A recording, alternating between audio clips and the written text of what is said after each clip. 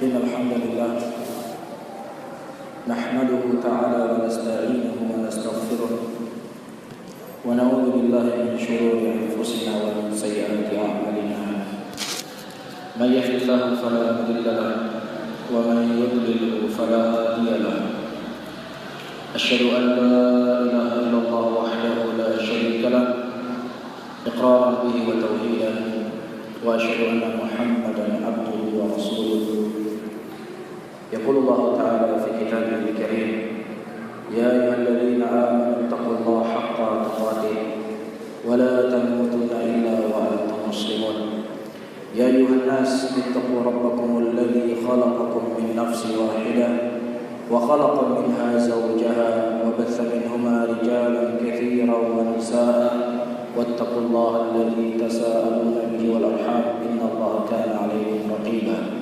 يا أيها الذين آمنوا اتقوا الله وقولوا قولا سديدا يصلح لكم أعمالكم ويغفر لكم ذنوبكم ومن يطع الله ورسوله فقد فاز فوزا عظيما. فإن أصدق الحديث كتاب الله وخير الهدي هدي محمد صلى الله عليه وسلم وشر الأمور محدثاتها فإن كل محدثة بدعة وكل بدعة ضلالة وكل ضلالة في النار. أعاذنا الله وإياكم من النار. Saudara-saudaraku kaum muslimin, sidang Jumat dirahmati oleh Allah Taala, untuk menyempurnakan nikmat yang Allah Subhanahu wa taala anugerahkan kepada kita untuk bisa beribadah, untuk bisa qiyamul lail, untuk bisa membaca Al-Qur'anul Karim dengan mengikuti Rasulullah sallallahu alaihi wasallam dalam segala keadaan kita.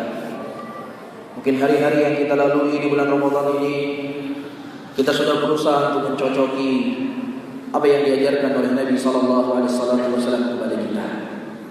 Dan sebentar lagi kita akan masuk hari raya Idul Fitri.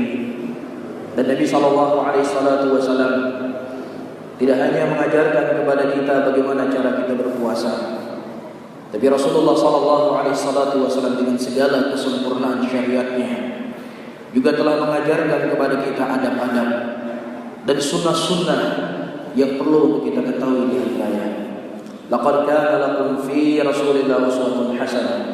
Dan sungguh ada pada Rasulullah sallallahu alaihi wasallam suri tauladan yang sangat baik bagi kalian. Dan pada kesempatan yang ringkas ini, saya akan menyebutkan beberapa hal yang penting yang perlu untuk kita ketahui dari adab-adab yang diajarkan oleh Rasulullah sallallahu alaihi wasallam di hari raya. Yang pertama, para hadirin yang dirahmati oleh Allah, disunahkan seseorang di hari raya untuk bertakbir, mengagungkan Allah, Allahu Akbar, dimulai dari terbit dan tenggelamnya matahari, dari akhir terakhir dari Ramadan sampai naiknya khatib di atas mimbar untuk berkhutbah di hari raya. Sebagaimana Allah Subhanahu wa taala sebutkan dalam Al-Qur'anul Karim, yuridullahu bikumul yusra wa la yuridu bikumul usra wa litukmilul 'iddata wa litukabbirullaha 'ala ma hadakum la'allakum tashkurun. Allah Subhanahu wa taala menginginkan kepada kalian keringanan, dan Allah tidak menginginkan kepada kalian membebani kalian. Dan sempurnakanlah daripada hari-hari tersebut, dan hendaknya kalian mengagungkan Allah Subhanahu wa taala. Hendaknya kalian bertakbir kepada Allah apa yang telah Allah Subhanahu wa taala berikan hidayah kepada kalian, yang mudah-mudahan itu menjadi sebab syukurnya kalian kepada Allah Subhanahu wa taala. Dan juga sebagaimana disebutkan oleh Imam Bukhari dan Imam Muslim dalam sahih keduanya dari hadis Mu'adiyah radhiyallahu taala anhu, ketika Mu'adiyah mengkhabarkan bahwasanya Rasulullah sallallahu alaihi wasallam memerintahkan kepada kaum wanita untuk mereka keluar menghadiri salat Id. Kemudian Ummu Atiyah radhiyallahu taala anha berkata, "Wal yukabbirna bi takbirihim," dan kaum wanita mereka bertakbir sebagaimana kaum laki-laki juga bertakbir. Kemudian para hadirin yang dirahmati oleh Allah, apakah ada lafaz-lafaz khusus ketika kita bertakbir? Ternukilkan dari beberapa sahabat Nabi sallallahu alaihi wasallam, di antara lafaz takbir dengan 2 kali takbir.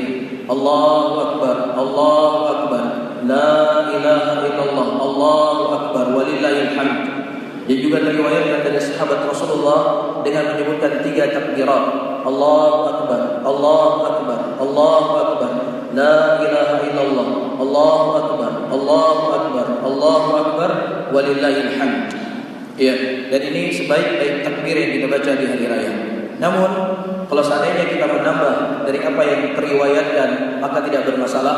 Sebagaimana disebutkan dari Al-Imam Syafi'i rahimahullah, Al-Imam Syafi'i beliau berkata, kalau seandainya seseorang menambah dalam takbirnya Allahu Akbar kabira walhamdulillahi katsira wa subhanallahi bukratan wa asila la ilaha illallah la na'budu illa iyyah sampai akhir daripada takbir, kata Imam Syafi'i rahimahullah taala tidaklah bermasalah. Sehingga disebutkan oleh Imam As-San'ani rahimahullah dalam kitab Subulus Salam, beliau mengatakan beraneka ragam banyak datang takbir daripada ulama-ulama, maka ini adalah perkara yang wasi, perkara yang luas. Seseorang boleh memilih apa saja daripada lafaz takbir selama itulah makna daripada takbir, sehingga kita tidak mudah untuk membidah-bidahkan saudara-saudara kita yang mereka membaca takbir Allahu Akbar kabira walhamdulillahi katsira wa subhanallahi bukratan wa asila, karena ini hal yang baik sebagaimana disebutkan oleh Imam Asy-Syafi'i rahimahullahu taala. Nah, kemudian perkara yang kedua, para hadirin yang dirahmati oleh Allah tabaraka wa taala, disunahkan seseorang untuk makan kurma sebelum dia berangkat untuk salatul Id.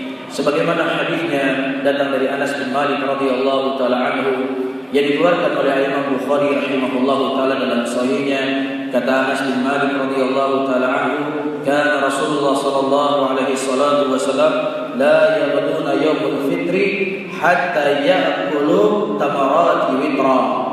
Kata Anas bin Malik radhiyallahu taala anhu, tidaklah Rasulullah sallallahu alaihi wasallam beliau keluar untuk salatul Id kecuali beliau makan beberapa butir kurma dengan jumlah yang ganjil. Dengan jumlah yang ganjil. Ini sunnah dari sunnah yang diajarkan oleh Nabi sallallahu alaihi wasallam. Namun kalau seandainya seseorang tidak memiliki kurma di rumahnya, maka boleh dia memakan apa saja yang diberikan atau apa saja yang dimudahkan oleh Allah Subhanahu wa taala untuk dia makan dan minum. Kemudian di antara adab-adab yang diajarkan oleh Nabi sallallahu alaihi wasallam untuk kita memakai pakaian yang paling indah yang kita punya. Dia tidak mesti baru, tetapi memakai pakaian yang paling indah yang kita punya. Dan ini hukum berlaku bagi kaum laki-laki. Adapun bagi kaum perempuan, tidak dibenarkan bagi mereka untuk memakai pakaian-pakaian yang menampakkan perhiasan mereka. Sebagaimana kata Rasulullah sallallahu alaihi wasallam, liyakhrujna tafilat. Hendaknya kaum wanita keluar dari rumah mereka untuk salatul Id dalam keadaan tafilat. Disebutkan oleh para ulama, at-tafilat adalah pakaian-pakaian yang biasa, bukan pakaian-pakaian yang menampakkan perhiasan mereka. Ya, karena hal yang seperti ini tidak dibolehkan dan tidak dibenarkan bagi kaum wanita. Dan juga dari hal yang perlu untuk kita ketahui dari adab dan sunnah yang diajarkan oleh Rasulullah sallallahu alaihi wasallam dan para sahabatnya, disunahkan seseorang untuk mandi sebelum dia berangkat untuk sholat. Disunahkan bagi seseorang untuk mandi sebelum dia berangkat untuk sholat. Sebagaimana teriwayatkan dari Abdullah bin Umar radhiyallahu taala anhu yang dikeluarkan oleh Imam Malik rahimahullahu taala dalam Muwatta'nya dengan sanad yang sahih, bahwasanya Abdullah bin Umar radhiyallahu taala anhu beliau mandi sebelum beliau berangkat untuk sholat di hari raya Idul Fitri. Dan juga teriwayatkan dari Sa'id bin Jubair radhiyallahu taala anhu wa rahimah, seorang imam dari imam tabi'in, beliau mengatakan dari sunnah yang harus kita jaga di hari raya adalah mandi sebelum kita berangkat untuk sholat. Sehingga dengan perkara tersebut Al-Imam Nawawi rahimahullah, seorang ulama Syafi'iyah, beliau mengatakan ittafaqal ulama ala istihbabil ghusl fi yaumil Id. Al-Imam Nawawi beliau mengatakan sepakat seluruh para ulama sunnahnya untuk seseorang mandi ketika akan berangkat salat Id, kata Imam An-Nawawi rahimahullah taala. Dan juga di antara adab dan sunnah yang diajarkan dalam syariat kita untuk kita mengucapkan selamat tahniah kepada saudara-saudara kita kaum muslimin. Di antara lafaz-lafaz tahniah, lafaz-lafaz mengucapkan selamat teriwayatkan dari sahabat Nabi sallallahu alaihi wasallam dengan mengatakan taqabbalallahu minna wa minkum. Semoga Allah Subhanahu wa taala menerima dari kami dan menerima dari kalian. Atau tahniah-tahniah yang lainnya, atau doa-doa yang lainnya, atau keselamatan-keselamatan yang lainnya yang boleh kita ucapkan ketika berhari raya. Dan juga di antara sunnah yang diajarkan oleh Nabi sallallahu alaihi wasallam di hari raya para hadirin yang dirahmati oleh Allah Tabaraka wa taala, untuk kita pergi ke masjid dan pulangnya dari jalan yang lainnya. Ya, jadi misalnya rumah kita berada di belakang Masjid Al-Fitrah, ketika kita pergi kita lewat samping kanan. Nah, kalau kita pulang kita putar lewat kiri. Kita putar lewat kiri. Ini sunnah yang diajarkan oleh Nabi sallallahu alaihi wasallam. Dan tentunya para hadirin yang dirahmati oleh Allah, apa saja yang dicontohkan oleh Rasulullah pasti ada hikmah dan pelajaran yang besar di dalamnya. Apakah kita ketahui hikmahnya ataukah kita tidak ketahui hikmahnya? Selama itu sahih dari Nabi sallallahu alaihi wasallam dan kita berusaha untuk mencontohinya, maka sudah cukup kita mendapatkan pahala dan cinta Allah Subhanahu wa taala kepada kita. Qul in kuntum tuhibbunallah fattabi'uni yuhibbukumullah. Katakanlah ya Muhammad, kalau seandainya kalian mengaku cinta kepada Allah, maka ikutilah aku. Dengannya Allah Subhanahu wa taala akan mencintai engkau. Ya, dan di sana alhamdulillah para ulama kita menyebutkan kenapa Rasulullah sallallahu alaihi wasallam beliau pergi dan pulang dari jalan yang berbeda, di antaranya untuk menampakkan syiar Islam, dan juga untuk lebih banyak bertemu dengan saudara-saudaranya kaum muslimin, yang mudah-mudahan itu semakin mempererat persatuan dan ukhuwah sesama kaum muslimin. Kemudian di antara hal yang paling terpenting para hadirin dan hadirin yang dirahmati oleh Allah adalah salatul Id.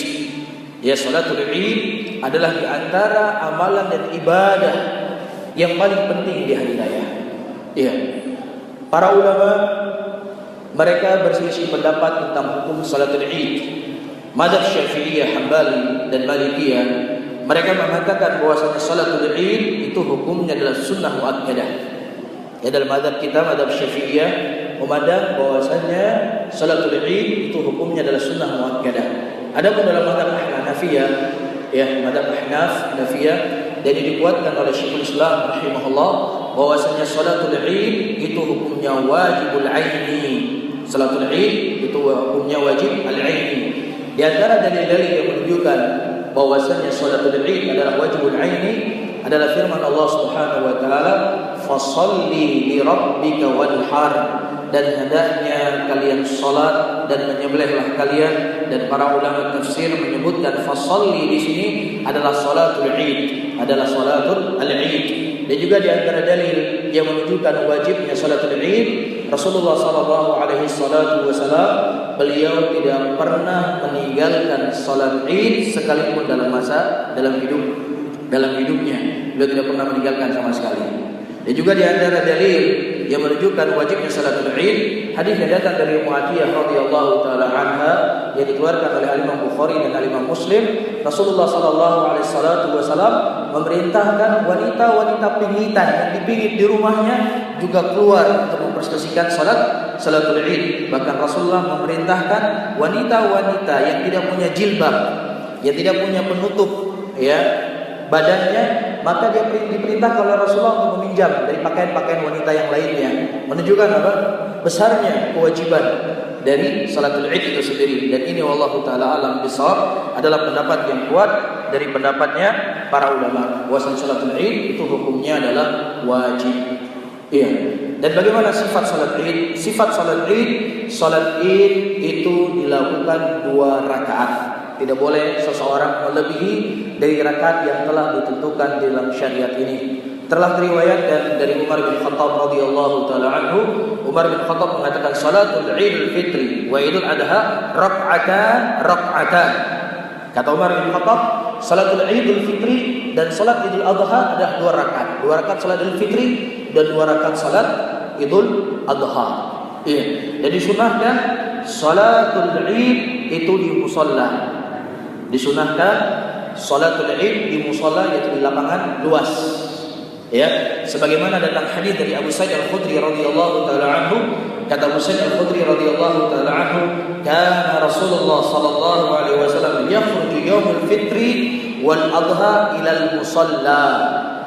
Ila musalla. Kata Abu Sa'id Al-Khudri bahwasanya Rasulullah sallallahu alaihi wasallam beliau keluar di hari raya Idul Fitri dan di hari raya Idul Adha menuju ke musalla. Musalla lapangan luas yang digunakan untuk salat Idul Fitri. Namun tidak masalah kalau seandainya dilakukan di masjid. Namun yang paling afdal, yang paling baik itu dilakukan di musalla. Dan salatul Id itu didahului ya baru setelahnya khutbah. Jadi terbalik daripada seperti salat Jumat. Kalau salat Jumat kita khutbah dulu baru salat.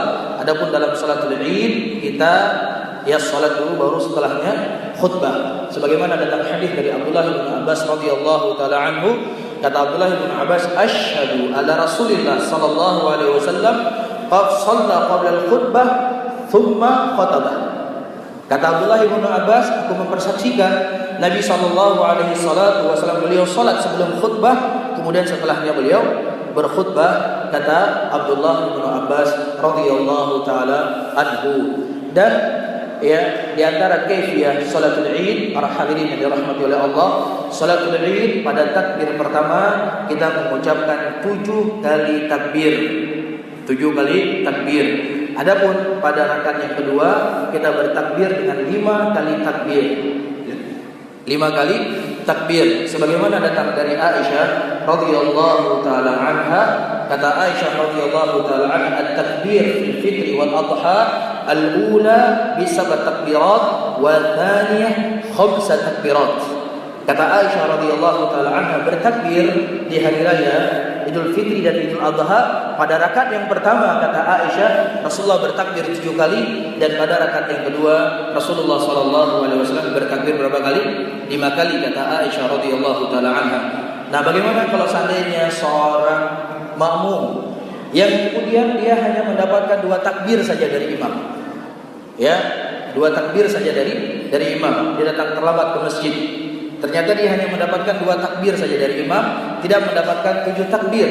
Apakah dia perlu menambah apa yang dia tinggalkan dari imam? Tidak perlu dia tambah. Dia mengikuti daripada imam itu sendiri. Dia tidak perlu untuk dia menambah takbir, karena apa yang dilakukan dari takbir imam itu sudah mencukupi baginya. Ya, ini dari antara adab-adab yang diajarkan oleh Nabi SAW di hari raya, dan juga di antara sunnah seseorang hendaknya menampakkan kebahagiaan di hari raya. Dia menampakkan kebahagiaan dengan makanan dan minuman. Rasulullah sallallahu alaihi wasallam mengatakan, yaumul Id yaumul akl wasyarab. Hari raya adalah hari makan dan hari minum, sehingga semampunya dia menyediakan makanan, menyediakan minuman, ya, dan dia membuat bahagia anak-anaknya dan keluarganya di hari raya tersebut. Sebagaimana datang riwayat ketika Aisyah radhiyallahu taala anha waktu itu beliau sedang bermain-main dengan seorang budak, dan budak tersebut mengumpul beduk. Ya, kemudian Abu Bakar Siddiq radhiyallahu taala anhu marah melihat Aisyah radhiyallahu taala anha bersama budak tersebut. Kemudian kata Nabi sallallahu alaihi wasallam, biarkan dia wahai Abu Bakar. Sesungguhnya hari inilah hari raya di mana seseorang itu bersenang-senang, ya, bergembira pada hari raya tersebut, dan jangan sampai nanti orang-orang Yahudi mereka mengatakan bahwasanya Islam ini adalah agama yang kaku, Islam ini adalah agama yang keras.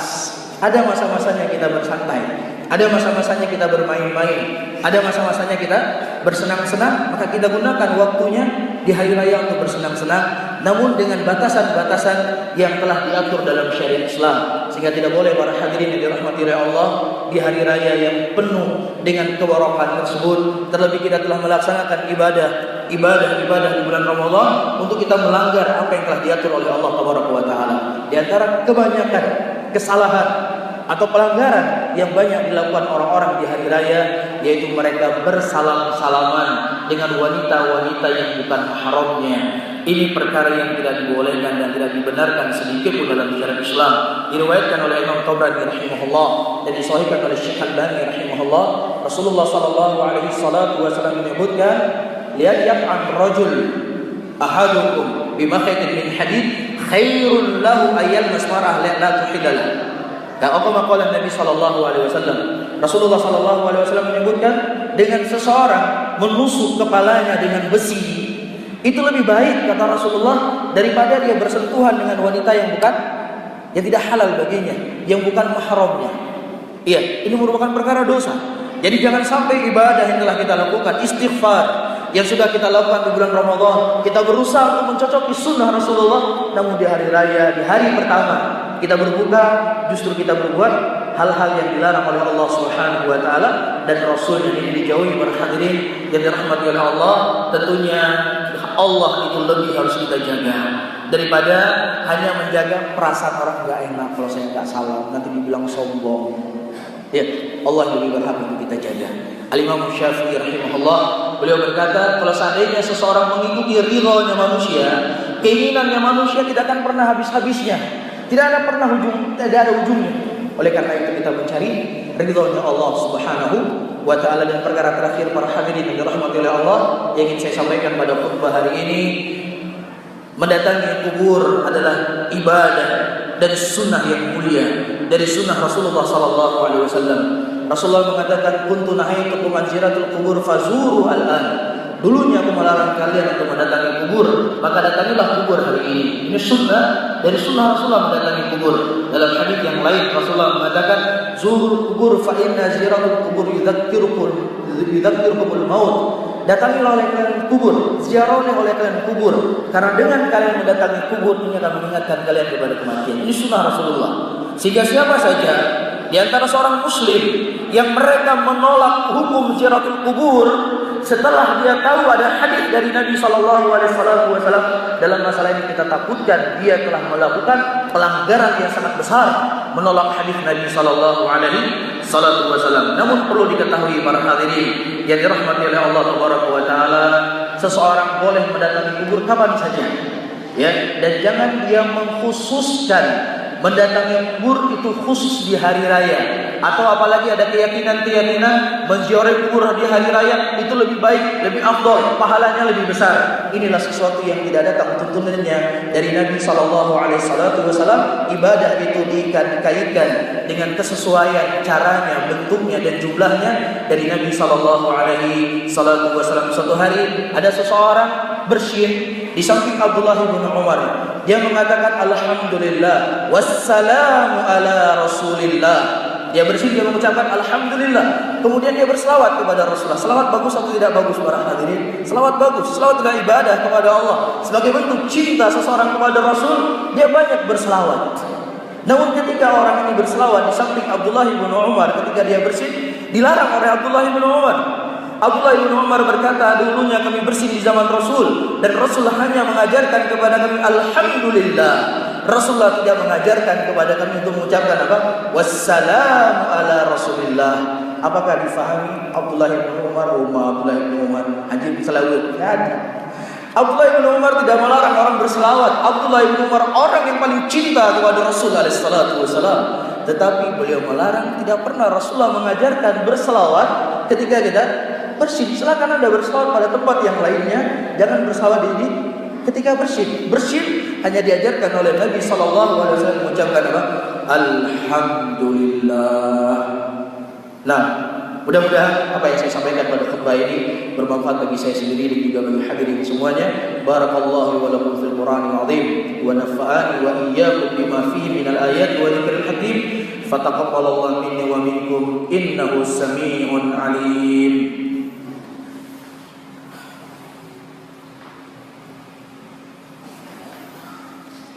Alhamdulillah. Alhamdulillah hamdan katsiran thayyiban mubarakan fihi mubarakan alaihi kama yuhibbu rabbuna wa yarda.